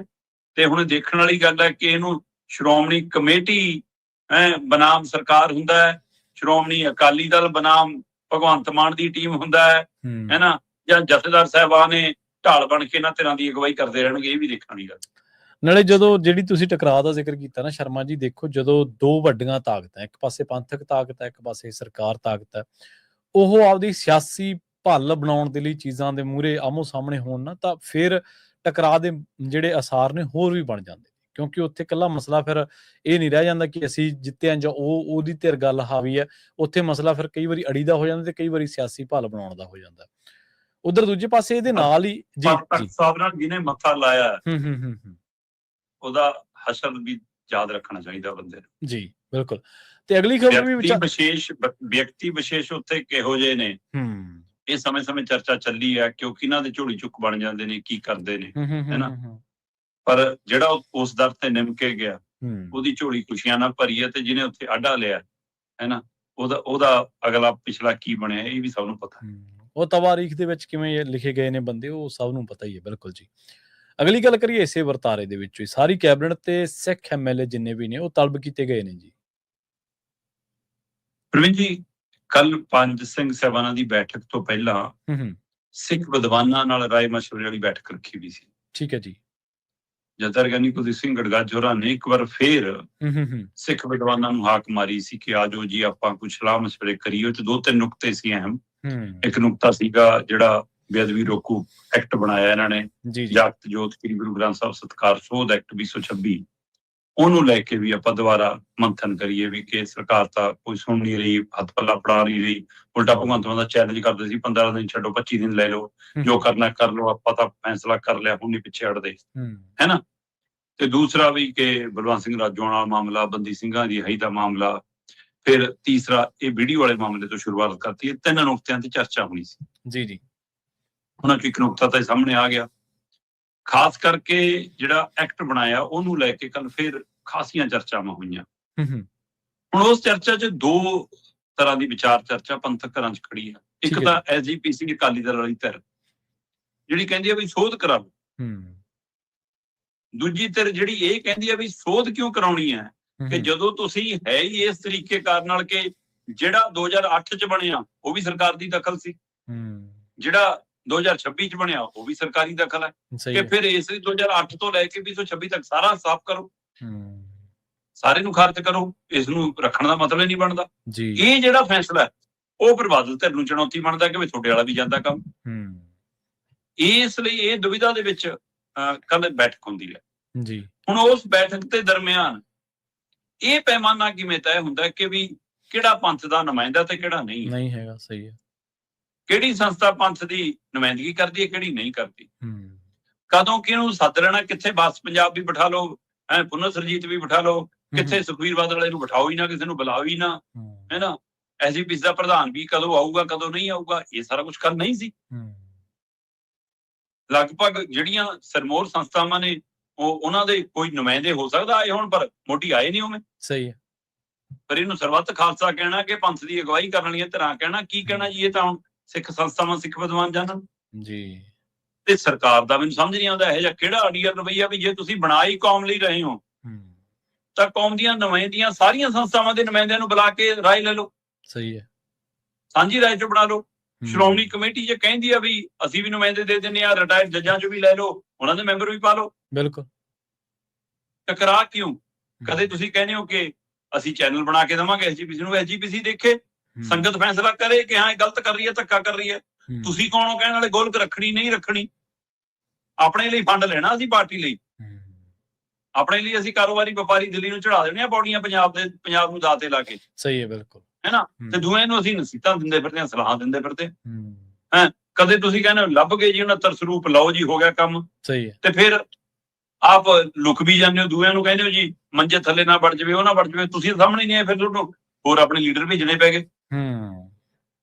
ਫਿਰ ਇਸ ਲਈ ਇਹ ਸਮੇਂ ਜਿਹੜਾ ਫਿਰ ਜੀ ਆ ਪਾਤੀ ਜੀ ਕਾਰਵਾਈ ਹੁਣ ਸਿੱਟ ਨੇ ਜੀ, ਲੱਭ ਲਿਆ ਜੀ, ਹੁਣ ਬੈਂਕ ਵੀ ਫਰੋਲਾਂਗੇ ਜੀ SGPC ਦੇ, ਹੁਣ ਜੀ ਅਕਾਲ ਤਖਤ ਸਾਹਿਬ ਦੇ ਰਿਕਾਰਡ ਚੋਂ ਵੀ ਰਿਕਾਰਡ ਕੱਢ ਲਿਆਵਾਂਗੇ, ਯਾਨੀ ਰਘਵੀਰ ਸਿੰਘ ਨੇ ਕਹਿਤਾ ਜੀ ਲਓ ਜੀ ਹੋ ਗਿਆ ਕੰਮ। ਸਹੀ ਹੈ। ਸੋ ਇਹ ਜਿਹੜਾ ਲਗਾਤਾਰ ਟਕਰਾਅ ਸੀ, ਉਸ ਟਕਰਾਅ ਦੇ ਵਿੱਚੋਂ ਸਰਕਾਰ ਦੇ ਇਸ ਐਕਟ ਦੇ ਉੱਤੇ ਵੱਡੇ ਸ਼ੰਕੇ ਸ਼ੋਭੇ ਖੜੇ ਹੋਏ, ਖਾਸ ਕਰਕੇ ਇਸ ਨੁਕਤੇ ਦੇ ਉੱਤੇ ਕਿ ਬਈ ਇਹ ਦੋਸ਼ੀਆਂ ਨੂੰ ਸਜ਼ਾਵਾਂ ਦੇਣ ਦੀ ਬਜਾਏ ਸੇਵਾਦਾਰਾਂ ਨੂੰ, ਸੇਵਾ ਸੰਭਾਲ ਵਾਲਿਆਂ ਨੂੰ, ਹੈ ਨਾ, ਉਹਨਾਂ ਨੂੰ ਉੱਤੇ ਨਾ ਐਕਸ਼ਨ ਹੋ ਜਾਵੇ ਕੋਈ ਇਸ ਦੇ ਵਿੱਚੋਂ। ਸੋ ਉਹਦੇ ਵਿੱਚੋਂ ਫਿਰ ਕੱਲ ਫਿਲਹਾਲ ਇਹ ਫੈਸਲਾ ਹੋਇਆ ਜੀ ਕਿ ਬੁਲਾ ਲਓ ਜਿੰਨੇ ਸਿੱਖ ਮੰਤਰੀ ਨੇ, ਸਿੱਖ MLA ਨੇ ਤੇ ਸਾਰੀ ਕੈਬਨਿਟ ਜੀ, ਕਿ ਕੈਬਨਿਟ ਸਾਰੀ ਨੇ ਮਨਜ਼ੂਰ ਕੀਤਾ। ਉਸ ਤੋਂ ਬਾਅਦ ਵਿਧਾਨ ਸਭਾ ਦੇ ਵਿੱਚ ਪਾਸ ਹੋਇਆ। ਇਸ ਲਈ ਹੁਣ 29 ਜੂਨ ਨੂੰ ਤਲਬ ਕੀਤਾ ਗਿਆ ਜੀ ਮੁੱਖ ਮੰਤਰੀ ਭਗਵੰਤ ਮਾਨ ਦੀ ਸਾਰੀ ਕੈਬਨਿਟ ਤੇ ਸਾਰੇ ਸਿੱਖ MLA। ਹੁਣ ਇਹ ਕੀ ਬੇਅਦਬੀ ਰੋਕੂ ਐਕਟ ਦੇ ਹਵਾਲੇ ਨਾਲ ਬੁਲਾਏ ਗਏ ਸਿੱਖ ਰਾਜਨੀਤਿਕ ਚਿਹਰੇ ਮੋਹਰਿਆਂ ਨੂੰ ਇਹ ਹਦਾਇਤ ਹੋਊਗੀ ਕਿ ਵੀ ਉਸ ਵੀਡੀਓ ਦੇ ਮਾਮਲੇ ਦੇ ਵਿੱਚ ਦੱਸੋ ਤੁਹਾਡਾ ਕੀ ਫੈਸਲਾ, ਸੁਣਾ ਕੇ ਜਾਓ ਵੀ ਤੁਸੀਂ ਕਿੱਧਰ ਖੜਨਾ। ਹੁਣ ਇਹ ਬੜੀ ਦੁਵਿਧਾ, ਚੁੱਪ ਰਹਿੰਦੇ ਨੇ ਤਾਂ ਔਖਾ ਹੈ ਨਾ, ਕੌਮ ਨਾਲ ਖੜਦੇ ਨੇ ਤਾਂ ਗਾਹਾਂ ਟਿਕਟ ਜਾਂਦੀ ਹੈ, ਟਿਕਟ ਦੇ ਭੁੱਖੇ, ਕੁਰਸੀ ਦੇ ਲਾਲਚ ਵਾਲੇ ਭੁੱਖੇ ਉੱਧਰ ਵੀ ਝਾਕ ਰੱਖਦੇ ਨੇ, ਹੈ ਨਾ, ਉੱਧਰ ਖੜਦੇ ਨੇ ਤਾਂ ਘਰੋਂ ਪਰਿਵਾਰਾਂ ਤੋਂ ਜਾਂਦੇ ਨੇ। ਸੋ ਇਸ ਲਈ ਬੜੀ ਦੁਵਿਧਾ ਜੀ। ਸੋ ਦੇਖਣ ਵਾਲੀ ਰਹੂਗੀ ਕਿ 29 ਜੂਨ ਕਿਵੇਂ ਨੇੜੇ ਆਉਂਦੀ ਹੈ, ਕੀ ਫੈਸਲਾ ਹੁੰਦਾ, ਉਹ ਤੋਂ ਪਹਿਲਾਂ ਕੁਝ ਹੁੰਦਾ ਕਿ ਨਹੀਂ ਹੁੰਦਾ। ਪਰ ਇਹ ਵੱਡੇ ਪਹਿਲੂ ਨੇ ਜਿਹੜੇ ਚੋਣਾਂ ਦੇ ਵਿੱਚ ਤੁਹਾਨੂੰ ਰੰਗ ਦਿਖਾਉਂਦੇ ਨਜ਼ਰ ਆਉਣਗੇ। ਜੀ ਬਿਲਕੁਲ। ਅਗਲੀ ਗੱਲ ਕਰੀਏ ਸਰਕਾਰ ਨੂੰ ਲੱਗਦੇ ਝਟਕਿਆਂ ਦੀ, ਕਹਿੰਦੇ ਮਜੀਠੀਆ ਨੂੰ ਵੀ ਜ਼ਮਾਨਤ ਮਿਲ ਗਈ ਜੀ। ਦੇਖੋ, ਸਰਕਾਰ ਨੂੰ ਝਟਕਾ ਦਰ ਝਟਕਾ ਤਾਂ ਇੱਕ ਇਸ ਤਰੀਕੇ ਨਾਲ ਵੀ ਲੱਗਿਆ ਕਿ ਇੱਕੋ ਦਿਨ ਮੁੱਖ ਮੰਤਰੀ ਭਗਵੰਤ ਮਾਨ ਨੂੰ ਵੀ ਪੰਥ ਦੋਖੀ, ਗੁਰੂ ਦੋਖੀ, ਪੰਥ ਵਿਰੋਧੀ ਕਰਾਰ ਦੇਤਾ। ਉਸੇ ਦਿਨੇ ਇਹਨਾਂ ਸਿਆਸੀ ਸਭ ਤੋਂ ਵੱਡਾ ਦੁਸ਼ਮਣ ਜਿਹਨੂੰ ਬਣਾ ਕੇ ਪੇਸ਼ ਕੀਤਾ ਜਾ ਰਿਹਾ ਉਹਨੂੰ ਜ਼ਮਾਨਤ ਮਿਲ ਗਈ। ਇਹ ਝਟਕਾ ਹੀ ਹੈ। ਪਰ ਜੇ ਇਕੱਲੇ ਮਜੀਠੀਆ ਵਾਲੇ ਮਾਮਲੇ ਦੇਖੀਏ ਤਾਂ ਝਟਕੇ ਹੀ ਝਟਕੇ ਨੇ।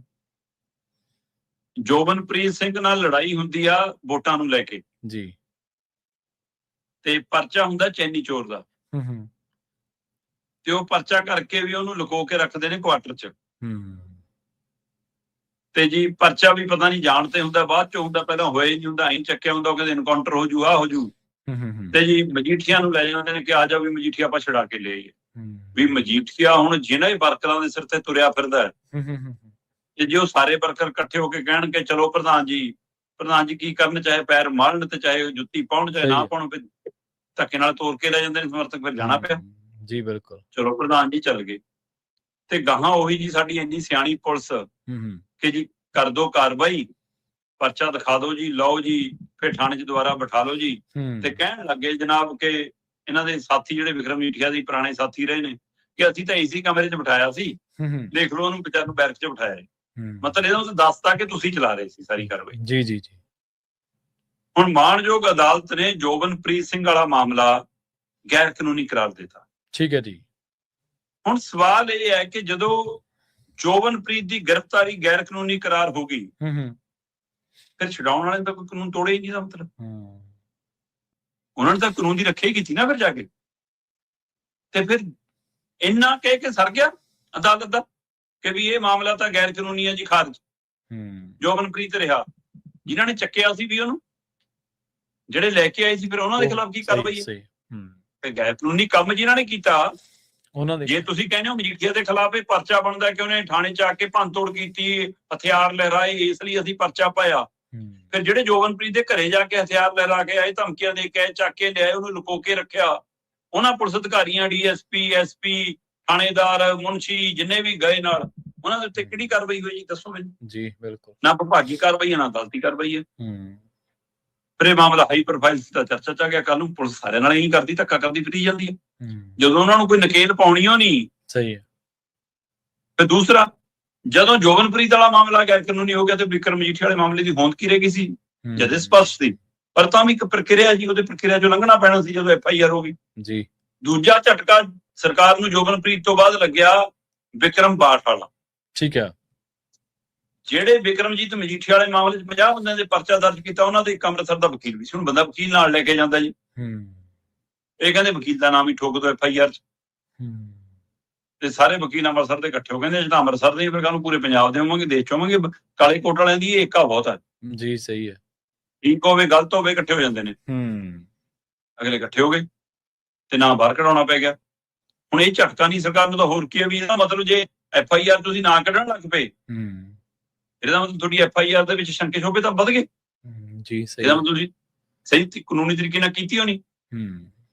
ਤੇ ਫਿਰ ਜੋਬਨਪ੍ਰੀਤ ਵਾਲੇ ਮਾਮਲੇ ਦੇ ਆਧਾਰ ਦੇ ਉੱਤੇ ਵਿਕਰਮਜੀਠ ਦੇ ਵਕੀਲਾਂ ਨੇ ਪੈਰਵੀ ਕਰ ਲਈ ਤੇ ਇਹਨਾਂ ਨੇ ਜਿਹੜੇ ਦੋਸ਼ ਲਾਏ ਸੀ FIR 'ਚ ਕਿ ਹਥਿਆਰ ਲਹਿਰਾਏ ਨੇ ਜੀ, ਤੇ ਜੀ ਕਾਗਜ਼ ਪੱਤਰ ਫਾੜੇ ਨੇ, ਰਿਕਾਰਡ ਫਾਈਲਾਂ ਫਾੜੀਆਂ ਨੇ, FIR ਦੀਆਂ ਫਾਈਲਾਂ ਫਾੜੀਆਂ ਨੇ।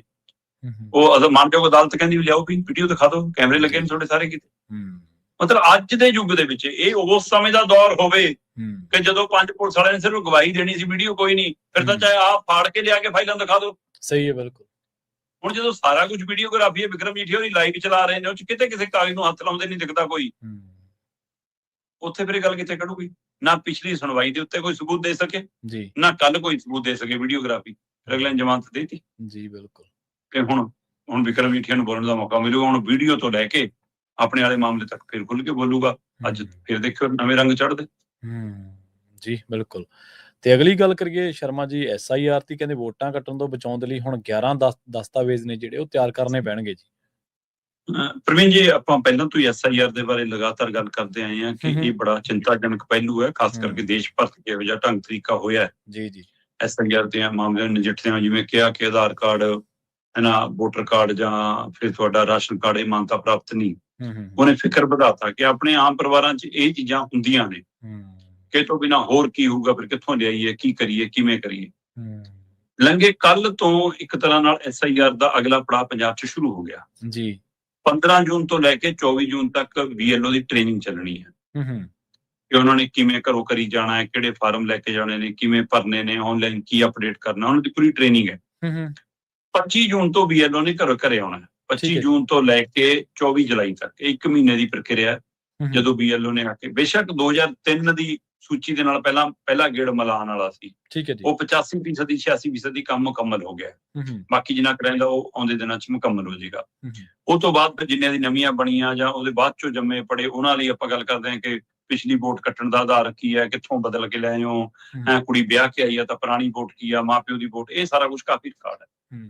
ਪਰ ਜਿਹੜਾ ਸਮੁੱਚੀ ਵੋਟ ਦੀ ਪ੍ਰਕਿਰਿਆ ਦੇ ਵਿੱਚ ਤੁਸੀਂ ਸਾਬਤ ਕਰਨਾ, 3 ਵਾਰ BLO ਤੁਹਾਡੇ ਘਰੇ ਆਏਗਾ। ਠੀਕ ਹੈ ਜੀ। 25 ਜੂਨ ਤੋਂ ਲੈ ਕੇ 24 ਜੁਲਾਈ ਦੇ ਦਰਮਿਆਨ BLO ਨੇ 3 ਵਾਰ ਤੁਹਾਡੇ ਘਰੇ ਆਉਣਾ।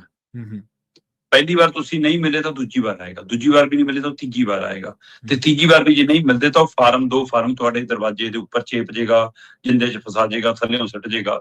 ਤੇ ਜੇ ਤੁਸੀਂ ਉਸ ਨੂੰ ਦੁਬਾਰਾ ਜਾ ਕੇ BLO ਨਾਲ ਸੰਪਰਕ ਨਹੀਂ ਕਰਦੇ, ਉੱਥੇ ਉਹਦਾ ਫੋਨ ਨੰਬਰ ਸਾਰਾ ਕੁਝ ਹੋਏਗਾ, ਤੇ ਇਹਦਾ ਮਤਲਬ ਤੁਹਾਡੀ ਵੋਟ ਗਈ। 3 ਵਾਰ ਨਾ ਮਿਲਣਾ ਵੀ ਤੇ ਫਾਰਮ ਉਪਲਬਧ ਨਾ ਕਰਾਉਣਾ ਵੀ, ਫਿਰ ਤੁਹਾਡੀ ਵੋਟ ਤਾਂ ਗਈ। ਪਰ ਜੇ ਤੁਹਾਡੀ 2003 ਵਾਲੀ 'ਚ ਵੀ ਹੈਗੀ ਆ ਜਾਂ ਬਾਅਦ ਚੋਂ ਨਵੀਂ ਬਣੀ ਹੈ, ਉਹਦੇ ਹਵਾਲੇ ਨਾਲ BLO ਨੇ ਕੋਈ ਦਰੁਸਤ ਕਰਨਾ, ਤੁਹਾਡੀ ਜਨਮ ਤਰੀਕ ਗਲਤ ਹੈ, ਤੁਹਾਡਾ ਨਾਮ ਗਲਤ ਹੈ ਨਾ, ਜਾਂ ਤੁਹਾਡਾ ਮਤਲਬ ਕਿ ਅਤਾ ਪਤਾ ਗਲਤ ਹੈ, ਮਾਪਿਆਂ ਦਾ ਕੁਝ ਗਲਤੀ ਹੈ, ਕੋਈ ਗੋਤ ਦਾ ਕੋਈ ਹੈ ਨਾ ਸਰਨੇਮ ਦਾ ਕੋਈ ਗੜਬੜ ਹੈ, ਬਲੌਕ ਦਾ ਕੋਈ ਪਹਿਲੂ, ਜਿਹੜਾ ਵੀ ਕੋਈ ਵੋਟਰ ਸੂਚੀ ਦੇ ਹਵਾਲੇ ਨਾਲ ਤੁਹਾਨੂੰ ਲੱਗਦਾ ਕਿ ਦਰੁਸਤ ਹੋਣ ਵਾਲਾ ਹੈ, ਜਾਂ BLO ਨੂੰ ਕੋਈ ਸ਼ੰਕੇ ਸ਼ੋਭੇ ਨੇ ਤੁਹਾਡੀ ਵੋਟ ਤੇ, ਉਹਨੇ ਕੁਛ ਉਹ ਕਰਨਾ, ਤਾਂ 11 ਦੇ ਕਰੀਬ ਦਸਤਾਵੇਜ਼ ਨੇ ਜਿਹੜੇ ਤੁਹਾਨੂੰ ਦਿਖਾਉਣ ਲਈ ਮੰਗੇ ਜਾ ਸਕਦੇ ਨੇ, ਜਾਂ ਉਹਨਾਂ 'ਚ ਤੁਹਾਡੇ ਕੋਲ ਹੋਣੇ ਚਾਹੀਦੇ ਨੇ। ਅਜੇ ਤੱਕ ਇਹ ਜਾਣਕਾਰੀ ਸਾਹਮਣੇ ਨਹੀਂ ਆਈ ਕਿ ਉਹ 11 ਹੀ ਚਾਹੀਦੇ ਨੇ, ਜਦੋਂ ਕਿ 11 ਤਾਂ ਸਾਰਿਆਂ ਕੋਲ ਹੋ ਨਹੀਂ ਸਕਦੇ। ਤਾਂ ਨੇਚਰਲੀ ਇਹ 'ਚ ਆਪਸ਼ਨ ਹੋਏਗੀ, 3 ਦਿਖਾ ਦਿਓ, 5 ਦਿਖਾ ਦਿਓ, 2 ਦਿਖਾ ਦਿਓ, 1 ਦਿਖਾ ਦਿਓ, ਕੋਈ ਇਹੋ ਜਿਹਾ ਹੋ ਸਕਦਾ। ਉਹ ਜਿਹੜੇ 11 ਨੇ, ਉਹਨਾਂ ਦੇ ਵਿੱਚੋਂ ਮੈਂ ਦੇਖ ਰਿਹਾ ਸੀਗਾ ਕਿ ਅਹਿਮ ਤੌਰ ਦੇ ਉੱਤੇ ਤਾਂ ਪਹਿਚਾਣ ਪੱਤਰ ਦੇ ਤੌਰ ਤੇ ਅਜੇ ਵੀ ਆਪਣੇ Aadhaar card, PAN card, voter card, ration card, ਇਹ ਕਾਫੀ ਚੱਲਦਾ ਜੀ। ਪਰ ਇਹਦੇ ਵਿੱਚ ਪਹਿਚਾਣ ਪੱਤਰ ਸ਼ਬਦ ਵਰਤਿਆ, ਉਹ ਤੋਂ ਬਿਨਾਂ ਨਹੀਂ ਹੋਰ ਕੋਈ ਸ਼ਬਦ ਵਰਤਿਆ। ਹੁਣ ਉਹ ਕਿਹਨੂੰ ਮਾਨਤਾ ਦੇਣਗੇ? ਇਹ BLO ਤੇ ਨਿਰਭਰ ਹੈ ਜਾਂ BLO ਨੂੰ ਕੋਈ ਵੱਖਰੀ ਸੂਚੀ ਆਊਗੀ? ਸਹੀ ਹੈ। ਪਰ ਅਹਿਮ ਤੌਰ ਤੇ ਦਸਤਾਵੇਜ਼ਾਂ ਦੇ ਵਿੱਚ ਹੈਗਾ ਜੀ ਕਿ ਜੇ ਤੁਸੀਂ ਸਰਕਾਰੀ ਮੁਲਾਜ਼ਮ ਹੋ ਤਾਂ ਸਰਕਾਰੀ ਆਈ ਕਾਰਡ ਜਾਰੀ ਹੁੰਦਾ। ਜੇ ਤੁਸੀਂ ਸਰਕਾਰੀ ਕਿਸੇ ਨੌਕਰੀ ਤੋਂ ਰਿਟਾਇਰ ਹੋ ਤਾਂ ਪੈਨਸ਼ਨ ਧਾਰਕ ਕਾਰਡ ਜਾਰੀ ਹੁੰਦਾ। ਸੋ ਉਹ ਦਿਖਾਏ ਜਾ ਸਕਦੇ ਨੇ ਜੀ। ਫਿਰ ਇਸੇ ਤਰ੍ਹਾਂ ਕਹਿੰਦੇ ਜੀ ਬੈਂਕ ਤੇ ਡਾਕਖਾਨੇ ਦੇ ਵਿੱਚ ਜੇ ਤੁਹਾਡੇ ਖਾਤੇ ਨੇ ਤਾਂ ਉਹ ਕਾਪੀ ਜਿਹਦੇ ਉੱਤੇ ਤੁਹਾਡਾ ਅਤਾ ਪਤਾ, ਨਾਮ ਪਤਾ, ਫੋਟੋ ਤੇ ਬੈਂਕ ਦੀ ਮੋਹਰ ਤੇ ਮੈਨੇਜਰ ਦੇ ਸਾਈਨ ਹੋਣ ਜੀ, ਇਸੇ ਤਰ੍ਹਾਂ ਡਾਕਖਾਨਾ ਅਧਿਕਾਰ ਸਰਕਾਰੀ ਮੋਹਰ ਤੇ ਦਸਤਖਤ ਹੋਣ, ਫਿਰ ਉਹਨੂੰ ਆਧਾਰ ਬਣਾਇਓ ਜੇ ਉਹਦੇ ਵਿੱਚੋਂ ਕੋਈ ਜਾਣਕਾਰੀ ਮਿਲਦੀ ਹੈ ਨਾ ਜੀ। ਫਿਰ LIC ਦੀ ਜਿਹੜੀ ਓਰੀਜਨਲ ਕਾਪੀ ਤੁਹਾਨੂੰ ਜਾਰੀ ਹੁੰਦੀ ਹੈ, ਉਹਦੇ ਪਰ ਵੀ ਮੋਹਰ ਹੁੰਦੀ ਹੈ, ਦਸਤਖਤ ਹੁੰਦੇ ਆ, ਸਾਰਾ ਕੁਝ ਓਰੀਜਨਲ, ਫੋਟੋ ਕਾਪੀ ਨਹੀਂ, ਉਹਨੂੰ ਵੀ। ਫਿਰ ਕੋਈ ਪਹਿਚਾਣ ਪੱਤਰ ਨੂੰ, ਪਹਿਚਾਣ ਪੱਤਰ ਇੱਥੇ ਕਿਹੜਾ ਲੈਣਗੇ, ABLO ਤੇ ਦੱਸਣ ਦੇ ਅਨੁਸਾਰ ਹੋਏਗਾ। ਜਨਮ ਸਰਟੀਫਿਕੇਟ ਤੁਹਾਡਾ, ਬਰਥ ਸਰਟੀਫਿਕੇਟ, ਹੁਣ ਉਹਦੇ ਵਿੱਚ ਜੇ ਨਾਮ ਨਹੀਂ ਹੈ ਫਿਰ ਉਹਨੂੰ ਮਾਨਤਾ ਦੇਣਗੇ, ਮੁੰਡਾ ਕੁੜੀ ਲਿਖਿਆ ਫਿਰ ਕੀ ਕਰਨਾ, ਪਾਸਪੋਰਟ ਬੜਾ ਅਹਿਮ ਹੈ। ਫਿਰ ਇੱਥੇ ਲਿਖਿਆ ਜੀ ਵਿਦਿਅਕ ਪ੍ਰਮਾਣ ਪੱਤਰ ਜੀ, ਇਹਦਾ ਮਤਲਬ ਕੱਲਾ 10ਵੀਂ ਦਾ ਸਰਟੀਫਿਕੇਟ ਨਹੀਂ, ਜੇ 10ਵੀਂ ਦੀ ਬਜਾਏ 12ਵੀਂ ਹੈਗਾ, ਨਹੀਂ ਤਾਂ ਆਪਣੇ ਆਮ 10ਵੀਂ ਵਾਲਾ ਚੱਲਦਾ ਨਾ, 10ਵੀਂ ਵਾਲਾ ਦਿਖਾਓ ਜੀ, ਕਈ ਵਾਰ ਇਹ ਵੀ ਹੁੰਦੀ ਹੈ। ਇੱਥੇ ਵਿਦਿਅਕ ਪ੍ਰਮਾਣ ਪੱਤਰ ਲਿਖਿਆ, ਮੈਟ੍ਰਿਕ ਪ੍ਰਮਾਣ ਪੱਤਰ ਨਹੀਂ ਲਿਖਿਆ ਜੀ। ਸੋ ਇਸ ਲਈ ਇਹਦਾ ਮਤਲਬ ਇਹਦੇ ਵਿੱਚ 10ਵੀਂ 12ਵੀਂ ਗ੍ਰੈਜੂਏਸ਼ਨ ਮਾਸਟਰ, ਜਿਹਦੇ ਵਿੱਚ ਤੁਹਾਡੀ ਉਹ ਤਰੀਕ, ਨਾਂ, ਪਤਾ, ਮਾਤਾ ਪਿਤਾ ਦਾ ਜੋ ਤੁਸੀਂ ਦਰੁਸਤ ਕਰਾਉਣਾ ਚਾਹੁੰਦੇ ਹੋ, ਜੇ ਉਹਦੇ ਵਿੱਚ ਉਹ ਦਰਜ ਹੈ ਤਾਂ ਉਹਨੂੰ ਮਾਨਤਾ ਹੈਗੀ ਆ। OBC SC ST ਜਾਤੀ ਸਰਟੀਫਿਕੇਟ, ਇਹ ਵੀ ਮਤਲਬ ਕਿ ਇਹਦਾ ਹਿੱਸਾ ਬਣ ਸਕਦਾ। ਨਹੀਂ 11 ਦੇ ਕਰੀਬ ਦਸਤਾਵੇਜ਼ ਨਹੀਂ ਹੋ ਸਕਦੇ, ਇਹਨਾਂ ਚੋਂ ਕੋਈ 3 ਜਾਂ ਕੋਈ 2 ਜਾਂ ਹੋ ਸਕਦਾ 1, ਇਹ ਆਉਂਦੇ ਸਮੇਂ ਸਪਸ਼ਟ ਹੋਏਗਾ। ਪਰ ਇਹ ਸਪਸ਼ਟ ਹੋ ਗਿਆ ਕਿ ਇਹ 11 ਦਸਤਾਵੇਜ਼ ਨੇ ਜਿਹਦੇ ਆਧਾਰ ਤੇ ਤੁਸੀਂ ਆਪਣੀ ਵੋਟ ਬਚਾ ਸਕਦੇ ਹੋ। ਜੀ ਜੀ ਬਿਲਕੁਲ। ਤੇ ਜਾਂਦਿਆਂ ਦੀ ਗੱਲ ਕਰੀਏ ਸ਼ਰਮਾ ਜੀ, ਕਹਿੰਦੇ ਗੱਲਾਂ ਸਭਿਅਤਾ ਦੇ ਖਾਤਮੇ ਦੀਆਂ ਕੀਤੀਆਂ ਤੇ ਦੇ ਕੇ ਛੁੱਟੇ 28 ਲੱਖ ਕਰੋੜ ਜੀ। ਪ੍ਰਵੀਨ ਜੀ, ਇਹ ਬੜਾ ਮਤਲਬ ਕਿ ਇੱਕ ਨਵਾਂ ਪਹਿਲੂ ਉੱਪਰ ਗਿਆ ਹੈ। ਇਹ ਜੰਗ ਜਿਹੜੀ ਹੁਣ ਨਿਬੜ ਗਈ ਇੱਕ ਤਰ੍ਹਾਂ ਨਾਲ ਆਪਾਂ ਕਹੀਏ, ਜੇ ਖੁਦ ਟਰੰਪ ਦੀ ਮੰਨੀਏ, ਫਰਾਂਸ ਹੋ ਗਏ G7 ਦੀ ਬੈਠਕ ਦੇ ਵਿੱਚ ਉੱਥੇ ਪਹੁੰਚਦੇ ਉਹਨਾਂ ਨੇ ਕਿਹਾ ਵੀ ਕਿ ਸਾਈਨ ਵੀ ਹੋ ਗਏ। ਹੁਣ ਉਹ ਸਾਈਨ ਬਾਅਦ ਚ ਪਤਾ ਲੱਗਾ ਕਿ ਬਿਲਕੁਲ ਉਹ ਡਿਜੀਟਲ ਸਾਈਨ ਹੋ ਗਏ ਨੇ ਤੇ ਕਾਗਜ਼ੀ ਪੱਤਰੀ ਕਾਰਵਾਈ 19 ਤਰੀਕ ਨੂੰ ਹੋਣੀ ਹੈ, ਹਨਾ, ਦੋਵਾਂ ਧਿਰਾਂ ਦੇ ਵਿਚਾਲੇ। ਪਰ 107 ਦਿਨ ਦਾ ਇਹ ਜੰਗ ਚੱਲਿਆ ਜੀ। 107 ਦਿਨਾਂ ਦੀ ਜੰਗ ਦੇ ਵਿੱਚ ਅਮਰੀਕਾ ਹੁਣ 28 ਲੱਖ ਕਰੋੜ ਰੁਪਈਆ ਦੇ ਕੇ ਆਪਣੀ ਜਾਨ ਛੁਡਾ ਰਿਹਾ ਜੀ। ਅਮਰੀਕਾ ਦੇ ਰਾਸ਼ਟਰਪਤੀ ਡੋਨਾਲਡ ਟਰੰਪ 28 ਲੱਖ ਕਰੋੜ ਰੁਪਈਆ ਇਰਾਨ ਨੂੰ ਦੇਣਗੇ, ਕਹੀ ਜਾਂਦੇ ਆ। ਮੈਂ ਇਕੱਲਾ ਥੋੜਾ ਦਊਂਗਾ, ਕਹਿੰਦਾ ਖਾੜੀ ਦੇਸ਼ਾਂ ਨੂੰ ਵੀ ਨਾਲ ਦੇਣਾ ਪਊਗਾ। ਤੇ ਹੁਣ ਇੱਥੋਂ ਇੱਕ ਪਹਿਲੂ ਹੋਰ ਉੱਭਰ ਕੇ ਸਾਹਮਣੇ ਆਉਂਦਾ ਕਿ ਜਿੱਡੇ ਮਰਜ਼ੀ ਤੁਸੀਂ ਤਾਕਤਵਰ ਹੋਵੋ, ਜਿੰਨੇ ਮਰਜ਼ੀ ਤੁਸੀਂ ਧਨਾੜ ਹੋਵੋ, ਜਿੰਨੇ ਮਰਜ਼ੀ ਤੁਸੀਂ ਦੁਨੀਆ ਦੇ ਨੰਬਰ 1 ਹੋਵੋ, ਪਰ ਜੇ ਜਨਤਾ ਇਕਜੁੱਟ ਹੋ ਜਾਵੇ ਤਾਂ ਛੋਟਾ ਮੁਲਕ ਹੋਵੇ, ਛੋਟੇ ਮਤਲਬ ਕਿ ਛੋਟੀ ਗਿਣਤੀ 'ਚ ਲੋਕ ਹੋਣ, ਥੋੜੀ ਗਿਣਤੀ 'ਚ ਲੋਕ ਹੋਣ, ਹੈ ਨਾ, ਜੇ ਉਹਨਾਂ ਦੇ ਅੰਦਰ ਜਜ਼ਬਾ ਹੋਵੇ ਤਾਂ ਕਿਸੇ ਨੂੰ ਵੀ ਝੁਕਾ ਸਕਦੇ ਆ। ਈਰਾਨ ਨੇ ਉਹ ਕਰਕੇ ਦਿਖਾਇਆ। ਮੈਂ ਸ਼ਰਤਾਂ ਪੜ੍ਹ ਰਿਹਾ ਸੀ ਜੀ, ਲਗਭਗ 99% ਸ਼ਰਤਾਂ ਉਹ ਨੇ ਜਿਹੜੀਆਂ ਈਰਾਨ ਦੀ ਇੱਛਾ ਅਨੁਸਾਰ ਨੇ। ਠੀਕ ਹੈ ਜੀ। ਬੇਸ਼ੱਕ ਈਰਾਨ ਦੇ ਮੀਡੀਆ ਨੇ ਜਾਰੀ ਕੀਤੀਆਂ, 14 ਦੇ ਕਰੀਬ ਇਹ ਪੁਆਇੰਟ ਨੇ, ਨੁਕਤੇ ਨੇ, ਪਰ ਇਹਦਾ ਇਸ ਵਾਰ ਟਰੰਪ ਪਾਰਟੀ ਨੇ ਖੰਡਨ ਨਹੀਂ ਕੀਤਾ ਜੀ। ਇਹਦੇ ਵਿੱਚ ਪਹਿਲਾ ਹੈ ਜੀ, ਈਰਾਨ, ਲੈਬਨਾਨ ਤੇ ਬਾਕੀ ਸਾਰੇ ਮੋਰਚਿਆਂ ਤੇ ਯੁੱਧ ਤੁਰੰਤ ਬੰਦ ਹੋਵੇਗਾ। ਠੀਕ ਹੈ ਜੀ। ਅਮਰੀਕਾ ਤੇ ਇਜ਼ਰਾਈਲ ਫੇਰ ਕੋਈ ਨਵਾਂ ਯੁੱਧ ਸ਼ੁਰੂ ਨਹੀਂ ਕਰਨਗੇ, ਗਰੰਟੀ ਹੈ। ਅਮਰੀਕਾ ਇਜ਼ਰਾਈਲ ਦੇ ਵੱਲੋਂ ਵੀ ਸੁਰੱਖਿਆ ਦੀ ਗਰੰਟੀ ਦੇਵੇਗਾ। ਉਹ ਵਿਚਲੀ ਜਾਂਦਾ, ਉਹ ਕਹਿੰਦਾ ਅਸੀਂ ਅਮਰੀਕਾ ਦੇ ਕੀ ਲੱਗਦੇ ਆ ਜਾਂ ਅਮਰੀਕਾ ਸਾਡਾ ਕੀ ਲੱਗਦਾ ਹੈ ਨਾ, ਤੇ ਅਸੀਂ ਨਹੀਂ ਮੰਨਦੇ। ਹੁਣ ਨੇਤਨਯਾਹੂ ਵਿਗੜਿਆ ਫਿਰਦਾ ਜੇ। ਹੌਰਮੁਜ਼ ਤੋਂ ਅਮਰੀਕੀ ਨੌ ਸੈਨਿਕ ਨਾਕੇਬੰਦੀ ਹਟਾਈ ਜਾਏਗੀ ਜੀ। ਈਰਾਨੀ ਜਹਾਜ਼ਾਂ ਤੇ ਸਮੁੰਦਰੀ ਵਪਾਰ ਤੇ ਲੱਗੀਆਂ ਪਾਬੰਦੀਆਂ ਖਤਮ ਕੀਤੀਆਂ ਜਾਣਗੀਆਂ। 30 ਦਿਨਾਂ ਦੇ ਅੰਦਰ ਅੰਦਰ ਸਮੁੰਦਰੀ ਵਪਾਰ ਨੂੰ ਪਹਿਲਾਂ ਦੀ ਤਰ੍ਹਾਂ ਬਹਾਲ ਕੀਤਾ ਜਾਵੇਗਾ। ਹੌਰਮੁਜ਼ ਸਟ੍ਰੇਟ ਦੁਬਾਰਾ ਖੋਲਿਆ ਜਾਵੇਗਾ। ਈਰਾਨ ਦੇ ਅਰਬਾਂ ਡਾਲਰਾਂ ਦੇ ਫਰੀਜ਼ ਫੰਡ ਜਾਰੀ ਕੀਤੇ ਜਾਣਗੇ। ਠੀਕ ਹੈ ਜੀ। ਜਿਹੜੇ ਰੋਕੇ ਹੋਏ ਫੰਡ ਨੇ ਉਹ ਸਾਰੇ ਜਾਰੀ ਹੋਣਗੇ। ਸ਼ੁਰੂਆਤੀ ਗੇੜ ਦੇ ਵਿੱਚ ਫਰੀਜ਼ ਫੰਡ ਦਾ ਅੱਧਾ ਹਿੱਸਾ ਜਾਰੀ, ਮਤਲਬ ਜਾਣ ਤੋਂ ਪਹਿਲਾਂ ਅੱਧੇ ਪੈਸੇ ਦੇ ਕੇ ਜਾਣੇ ਆ। ਈਰਾਨ ਤੇ ਲੱਗੀਆਂ ਰੋਕਾਂ ਨੂੰ ਹਟਾਉਣ ਦੀ ਪ੍ਰਕਿਰਿਆ ਸ਼ੁਰੂ। ਅਮਰੀਕੀ ਪ੍ਰਾਇਮਰੀ ਤੇ ਸੈਕੰਡਰੀ ਦੋਵੇਂ ਤਰ੍ਹਾਂ ਦੀਆਂ ਰੋਕਾਂ ਨੂੰ ਹਟਾਉਣ ਦੀ ਗੱਲਬਾਤ ਕਰੇਗਾ ਜੀ। ਅਮਰੀਕਾ 30 ਦਿਨਾਂ ਦੇ ਅੰਦਰ ਅੰਦਰ ਈਰਾਨ ਦੇ ਆਯਾਤ ਦੇ ਬਦਲੇ ਫੌਜੀ ਗੈਜਟ ਘੱਟ ਕਰੇਗਾ। ਈਰਾਨ ਪਰਮਾਣੂ ਹਥਿਆਰ ਨਹੀਂ ਬਣਾਉਣ ਦੇ ਆਪਣੇ ਕਮਿਟਮੈਂਟ ਦੁਹਰਾਏਗਾ। 60% ਯੂਰੇਨੀਅਮ ਦੇ ਮੁੱਦੇ ਦੇ ਉੱਤੇ ਅੱਗੇ ਗੱਲਬਾਤ ਹੋਵੇਗੀ ਜੀ। 60 ਦਿਨਾਂ ਦੀ ਰੂਟੀਨ ਗੱਲਬਾਤ ਹੋਵੇਗੀ, ਜਿਹਦੇ ਵਿੱਚ ਪਰਮਾਣੂ ਪ੍ਰੋਗਰਾਮ ਨੂੰ ਲੈ ਕੇ ਉਹਦੀਆਂ ਰੋਕ, ਮੁੜ ਨਿਰਮਾਣ, ਇਹਨਾਂ ਸਾਰੇ ਮਸਲਿਆਂ ਤੇ ਸਮਝੌਤੇ ਦੇ ਤਹਿਤ ਗੱਲ ਕਰਦੇ ਆਂ, ਫੈਸਲਾ ਲਵਾਂਗੇ। ਮਤਲਬ ਜਿਹੜਾ ਪਰਮਾਣੂ ਵਾਲਾ ਵਿਵਾਦਿਤ ਮਾਮਲਾ ਉਹ 60 ਦਿਨਾਂ ਲਈ ਅੱਗੇ ਫੈਸਲਾ ਹੋਣਾ ਉਹਦਾ। ਠੀਕ ਹੈ ਜੀ। ਤੇ ਬਾਕੀ ਸਾਰੇ ਗੱਲਾਂ ਉਹ ਨੇ ਜਿਹੜੀਆਂ ਈਰਾਨ ਕਹਿੰਦਾ ਸੀ ਉਹੀ ਹੋਈਆਂ ਨੇ। ਫਿਰ ਕੀ ਖੱਟ ਕੇ ਮੁੜੇ। ਸਹੀ ਹੈ ਹਨਾ, ਬਿਲਕੁਲ। ਕੀ ਖੱਟਿਆ ਮੈਂ ਤੇਰੀ ਹੀਰ ਬਣ ਕੇ। ਮੈਂ ਹਿਸਾਬ ਲਾ ਲਓ ਕਿ ਟਰੰਪ ਜੀ ਦਿਓ ਜਵਾਬ ਆਪਣੇ ਮੁਲਕ ਨੂੰ ਜਾ ਕੇ, ਕਿ ਦੁਨੀਆ ਭਰ ਨੂੰ ਵਕਤ ਵੀ ਪਾਇਆ, ਹੁਣ ਤੁਸੀਂ ਕਹਿ ਰਹੇ ਹੋ ਹੁਣ ਤੇਲ ਦੇ ਜਹਾਜ਼ ਆਮ ਵਾਂਗ ਲੰਘਣ ਲੱਗ ਜਾਣਗੇ, ਸਾਰਾ ਕੁਝ ਸਮਝੋ, ਪਹਿਲਾਂ ਆਮ ਹੀ ਸੀ, ਕਿਉਂ ਪੰਗਾ ਲੈਣ ਗਏ ਸੀ ਜੀ। ਸਹੀ ਹੈ, ਇਹ ਸੋਚਣ ਦੀ ਲੋੜ ਹੈ। ਜਦੋਂ ਸ਼ੁਰੂਆਤ ਕੀਤੀ ਸੀ ਤੇ ਸ਼ਰਤਾਂ ਵੀ ਫਿਰ ਅਗਲੇ ਦੀਆਂ ਮੰਨ ਕੇ ਮੁੜੇ, ਤੇ ਉਸ ਹਿਸਾਬ ਨਾਲ ਤੇ ਫਿਰ ਤਾਂ ਤੁਹਾਨੂੰ ਸਵਾਲ ਤਾਂ ਹੋਣਗੇ। ਪਰ ਜਿਵੇਂ ਮੋਦੀ ਸਾਹਿਬ ਦੇ ਭਗਤ ਨੇ, ਉਵੇਂ ਟਰੰਪ ਦੇ ਵੀ ਭਗਤ ਬਹੁਤ ਨੇ, ਉਹ ਮੰਨਦੇ ਥੋੜੋ ਆ। ਉਹ ਕੋਈ ਗੱਲਾਂ ਜਿਹੜੀਆਂ ਨੇ ਟਰੰਪ ਦੇ ਉਲਟ ਜਾਂਦੀਆਂ ਨੇ, ਉੱਥੇ ਉਹਨਾਂ ਦਾ ਪੈਮਾਨਾ ਵੀ ਉਲਟ ਜਾਂਦਾ ਜੀ। ਸ਼ਰਮਾ ਜੀ, ਇਹਨਾਂ ਖਾਸ ਖਬਰਾਂ ਤੇ ਖਾਸ ਜਾਣਕਾਰੀਆਂ ਦੇ ਲਈ ਤੁਹਾਡਾ ਬਹੁਤ ਧੰਨਵਾਦ ਜੀ। ਸਤਿ ਸ਼੍ਰੀ ਅਕਾਲ ਜੀ। ਪ੍ਰੋਗਰਾਮ ਖਬਰ ਤੇ ਨਜ਼ਰ ਨੂੰ ਇੱਥੇ ਹੀ ਸਮਾਪਤ ਕਰਾਂਗੇ, ਸਮਾਂ ਇਜਾਜ਼ਤ ਨਹੀਂ ਦਿੰਦਾ। ਤੁਹਾਡਾ ਸਾਰਿਆਂ ਦਾ ਬਹੁਤ ਧੰਨਵਾਦ। ਸਤਿ ਸ਼੍ਰੀ ਅਕਾਲ। ਇਸੇ ਤਰ੍ਹਾਂ ਜੁੜੇ ਰਹੋ ਪੰਜਾਬੀ ਰੇਡੀਓ USA ਦੇ ਨਾਲ।